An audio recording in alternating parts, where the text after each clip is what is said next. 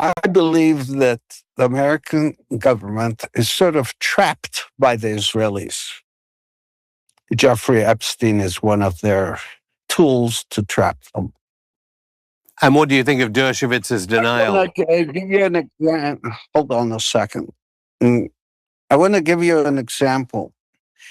Bill Clinton, President Bill Clinton, Ehud Barak met Arafat in the 90s, and there was no deal. The reason was Epstein. They were being blackmailed by Epstein. Ehud Barak was also a friend of Epstein, the prime minister of Israel at the time. But he was being blackmailed by the Israeli right wing as well. And they stopped an agreement with Arafat. They were about to reach an agreement there for a two-state solution. But that was stopped because of Epstein.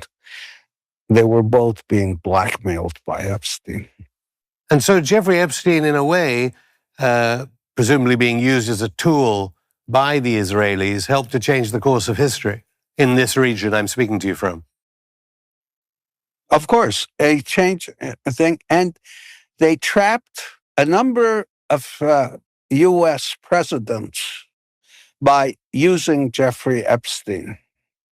And it wasn't only about sex, it was also the money issue. Where was the money coming from? But everything is stuck over Gaza. And I believe the Israelis have the American government captive due to what happens with Epstein, or what happened in the past with Epstein. Rupert Murdoch,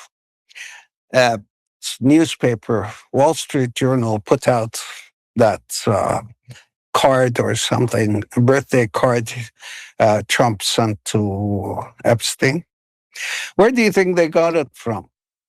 And I don't think Trump wants to continue this war or the genocide. I think it's the Israelis holding him back. Given how much maverick power he has to create peace in South North Korea, in Palestine, in all these different places, one might ask, why do they need Jeffrey Epstein? Why can't they just assassinate Donald Trump? I know there's a lot of speculation. There has been that John F. Kennedy was assassinated with Israeli intelligence help. Why do they need things like Jeffrey Epstein? Somebody tried to assassinate him, didn't they? Before the election. It doesn't always work. I'm not sure what's going to happen because, people look at these pictures of starving children all over the world, and there's a lot of pressure on these politicians to say enough, to tell them enough is enough. I'm not sure how far this will go. And I think the Israelis are committing harakiri on themselves, or by doing this, because eventually they will be stopped. Now, that is where the GCC countries arguably can leverage financial power to replace AIPAC lobbying power, as it were. Do you believe that Trump can begin to leverage some of that Arab world, global South, BRICS world power to be able to end the genocide? No, I believe that he can end the genocide right now if he just stops being scared of the Israelis. What are they going to say about him? How many girls did he abuse? How many billions of dollars he took? Let them say whatever they say. He should stop the genocide.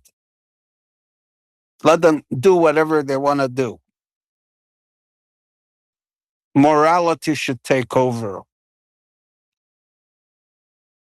I encourage him to stop the genocide at any price. Robert Maxwell was an incredibly intelligent man. He was trying to leverage things against the Israeli state, perhaps financial deals for his company. Look what happened to him. Can't the Israelis every time tell Trump, you try and mess with us? Someone as clever, and people can look up Robert Maxwell's heroic wartime record, they can still kill you. I can't comment about that, but I hope Donald Trump will have the interest of the United States and the Middle East at heart and do the right thing.